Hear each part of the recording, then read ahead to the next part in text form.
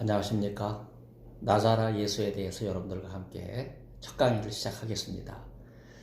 이스라엘의 메시아로 오신 나자라 예수님 첫 강의입니다. 우리 흔히가 예수라고 하지만 유대인이 예수님을 지칭할 때 원래 발음은 히브리어로 예수아입니다. 누구나 이야기를 좋아합니다. 이 강연은 예수아 이야기입니다. 예수와의 말씀을 쉬운 이야기로 그려보고자 합니다.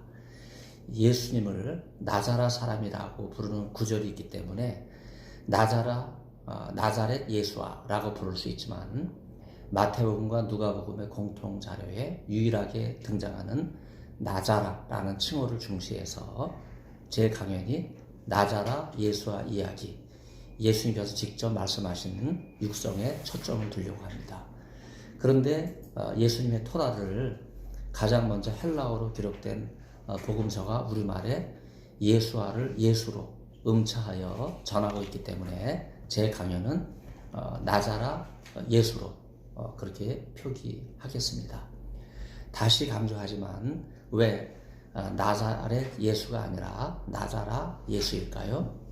마태복음 4장 13절과 누가복음 4장 16절에 유일하게 기록된 나자라 칭호는 나사렛이나 나조림과는 근본적으로 다릅니다. 그 이유는 나자라가 지역에서 출발하였지만 유일하게 예수님에게 적용된 칭호이기 때문입니다. 흔히 나사렛 예수라는 말에 익숙한 사람은 나자라 예수도 비슷한 개념으로 혼동할 수 있지만 나자렛 예수는 나사렛 지역의 여러 사람 중에서 예수님을 가리키는 의미가 우선 강합니다. 그러나 나자라 예수는 오직 예수님에게만 붙여진 고유한 칭호입니다. 다시 말해서 나자렛 예수, 나자렛 요셉, 나자렛 마리아 등으로 나사렛 사람이라는 칭호가 다양하게 붙여질 수 있지만 나자라 예수는 유일하게 예수 말씀의 전통에서 나사렛 예수님에게만 붙여진 칭호요 고유명사입니다. 나중에 나자라 예수라는 항목에서 더 자세히 이 내용을 언급하고자 합니다. 파피아스는 예수님의 말씀을 단순한 말씀이 아니라 예수님께서 행하신 이야기, 곧 행위와 말씀으로 이해합니다. 이 같은 이해를 뒷받침하기 위해서 우리는 히브리어에서 말씀을 뜻하는 단어인 디브레이를 정확하게 이해해야 합니다. 창세기를 보면 하나님께서 천지를 창조하실 때 말씀으로 창조하시는데 그때 언급된 말씀이라는 단어는 히브리어로 다바르입니다. 여기서 유래한 디브레이는요, 말씀과 행위 모두를 의미합니다. 곧 예수님의 디브레이는 예수님 말씀만을 의미하는 것이 아니라 그 말씀 속에 예수님께서 행하실 행동이 포함되어 있는 예수님의 토라입니다. 히브리어에서 우리가 잘 알고 있는 이 토라라고 하는 단어도 흔히 그냥 율법이라고 하는 의미로만 생각하지만 사실은 그 율법이라는 의미에 앞서서 가르침이라는 뜻이 우선적입니다. 그런데 토라의 가르침은 단순한 말씀만 아니라 행위도 포함됩니다. 이 점에서 제 강연이 풀어나가는 나자라 예수의 이야기는 그동안 유대인이 메시아를 독점하였지만 이제 만방에 구원을 베푸신 예수님의 가르침, 곧 말씀과 행위에 대한 기록인 토라에 대한 이해를 예수님의 말씀인 나자라 예수의 이야기를 통해서 새롭게 조명하는 계기가 될 것입니다. 이 점에서 예수의 토라를 나자라 예수의 이야기로 풀어내는 이 책은 여러분에게 많은 도전을 줄 것입니다. 나자라 예수의 토라는 그 흔적이 복음서에 고스란히 남아있습니다. 유언을 사람들이 중요하게 여기는 것처럼 나자라 예수님의 육성, 곧 예수님의 토라도 생생하게 각각의 단위가 상호 연결되어서 예수님 말씀이 지닌 내러티브의 연속성과 서사성을 통해 우리에게 더욱더 깊이 있게 전해져서 영혼을 울립니다. 예수님의 토라에 대한 이 내러티브적 연구는요, 이야기의 서사성과 연속성을 주목하면서 그 이야기를 풀어내는 주인공이신 나자라 예수님에게 관심을 기울이는 작업입니다.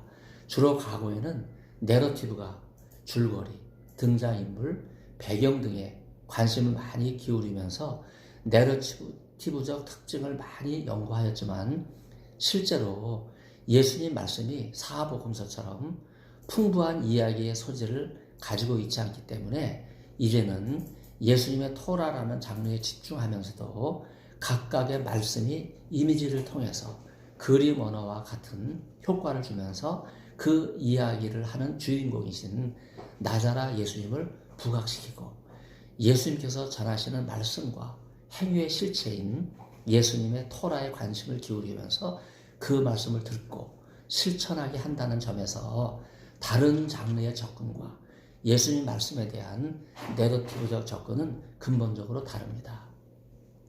나자라 예수님께서 십자가에서 인류 구원을 위한 모든 계획을 다 이루시고 3일 만에 부활하신 후에 신약성경 27권 중 제일 먼저 기록된 책들은 사실 복음서가 아니라 바울의 13개 서신입니다. 다시 말하자면 바울 이후에 기록된 것이 내러티브적 복음서들입니다. 학자들은 마태복음과 누가복음의 공통자료인 최초의 복음서인 예수 말씀 복음서를 Q라고 학문적으로 부르는데 이 Q라고 하는 단어는 독일어 크벨레라는 단어에서 따온 첫 글자로서 우리말에는 자료라는 뜻입니다. 그런데 지금 마태복음과 누가복음의 이 공통자료가 소실되었거든요. 그러나 비록 복음서보다 먼저 기록된 바울 서신도 중시하는 예수 전성은 수준물이지만 각각의 전성이 연속성과 서사성을 이루면서 우리에게 내러티브적 상상력을 일깨우고 있습니다. 예수님의 토라인 예수 말씀 복음서 Q는 내러티브적인 복음서인 마태복음, 마가복음, 누가복음, 요한복음보다 앞서서 기록된 예수님의 말씀인 말씀 복음서의 효시를 이루는 것이지만 아까도 말씀드린 것처럼 지금은 불행하게도 잃어버린 복음서입니다. 비록 최초의 복음서는 소실되었지만 마태복음과 누가복음의 공통자료에 보존된 예수님의 토라는 예수 말씀 복음서 Q로 전해지면서 나자라 예수의 육성을 고스란히 담아내고 있습니다. 여기서 사정을 알자면 이 책 나자라 예수의 토라가 번역하여 사용한 예수 말씀 복음서 Q에 복원된 헬라어 원문은 제가 지금도 연구위원과 집필위원으로 활동하고 있는 국제 Q 학회에 허락을 받아서 고 제임스 M 로빈슨 제 선생님이신데 허락을 받아 사용했고 제가 미국 클레어몬트로부터 학위를 하고 98년에 귀국할 때 처음 번역해서 한국 대한성서공회 원문연구소에 의뢰해서 성경 원문 연구지에 실린 바도 있습니다. 과거에 예수님의 토라를 수준물로만 이해하여 각각의 단위를 고립된 말씀의 나열이라고만 간주하던 학자들이 많았지만 제가 학위를 마친 90년도에는 예수의 말씀을 단순히 수준물이 아니라 내러티브의 연속성 속에서 각각의 말씀이 지닌 서사성을 주목하기 시작하였습니다. 흔히 이런 상황에서 과거에는 Q4장에 예수님의 시험 이야기, 마태복음 4장과 누가복음 4장에 공통적으로 나오는데 예수님의 토라 가운데 가장 대표적인 내러티브로 간주한 학자들이 대세를 이루었지만은요. 그러나 제가 예수님의 토라에 나오는 유일한 안식일 논쟁이 Q14장 5절, 누가복음 14장 5절 순서로 Q의 순서를 이해하시면 되는데 Q13장과 Q15장을 안식일 논쟁인 Q14장을 문맥의 연속성 속에서 이해한 학위 논문을 통해서 나자라 예수의 이야기가 지닌 연속성과 서사성을 내러티브적 방법으로 제안하는 계기가 되었습니다. 뒤늦게 다른 연구를 덧붙여서 방대한 책으로 출판된 것이 Jesus in Q라고 하는 책이 있는데 제가 미국에서 출판한 책입니다. 이렇게 나자라 예수의 이야기를 내러티브를 단순히 예수님 말씀에 고립된 단위로 이해하는 차원을 넘어서 연속성과 서사성 속에서 이해하는 움직이는 오늘날 예수의 토라에 관한 연구의 주류를 형성하면서 Q3장의 예수로부터 Q22장의 이스라엘까지 이스라엘의 예수에 관한 내러티브적 구조에서 이해하려는 노력이 탄력을 받게 되었습니다. 이 점에서 예수 이야기에 대한 적용을 추구하는 이 책은요, 여러분에게 예수 말씀이 지니고 있는 서사성과 상호 본문성과 연속성 속에서 나자라 예수님의 토라가 지닌 내러티브적 특징을 이해하려는 시도라고 볼 수 있습니다.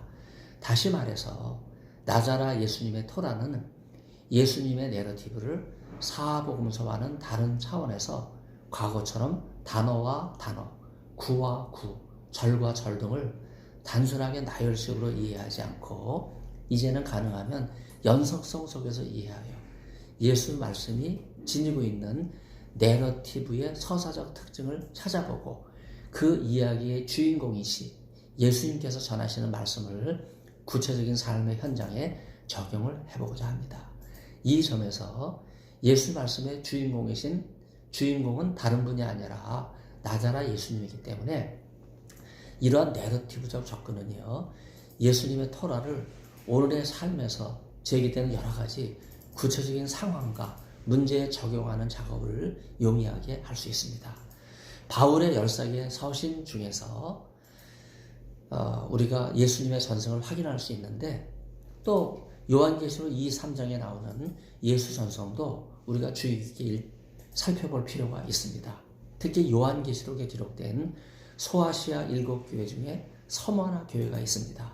비록 그 교회의 감독으로 재직 중에 순교를 하신 분이 폴리카르포스, 우리가 폴리캅이라고 이야기하죠.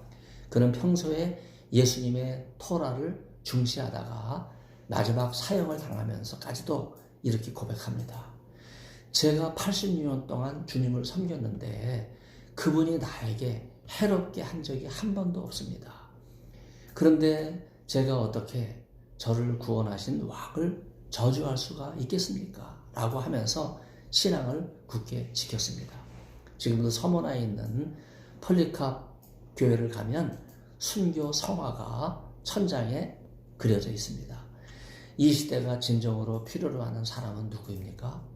예수님의 토라, 예수님 말씀의 육성을 그대로 믿고 삶의 정황 속에서 예수님의 사랑을 고백하는 사람입니다.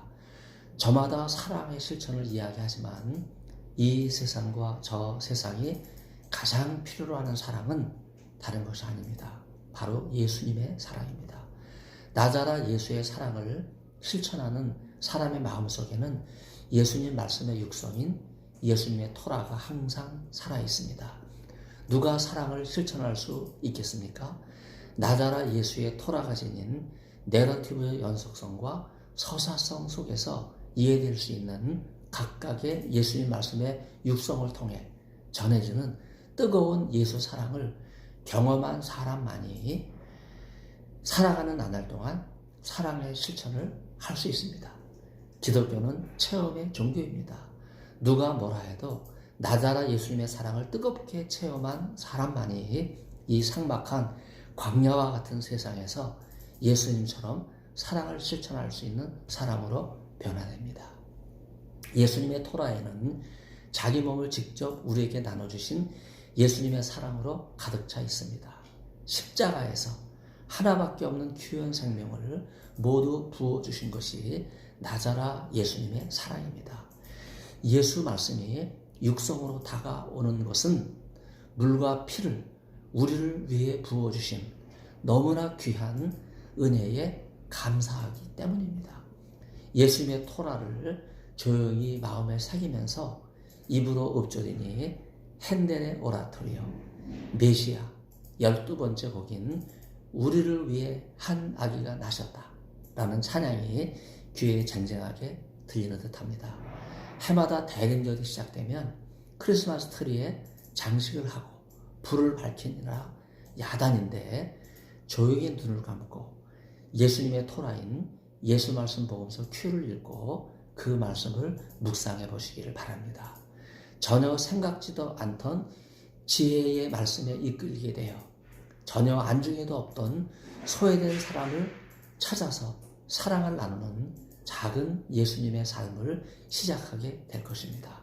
사랑을 실천하는 것이 나를 찾아오셔서 무한한 사랑을 주신 나자라 예수님의 사랑에 보답하는 길입니다. 첫 강연을 경청해 주신 여러분에게 진심으로 감사를 드립니다.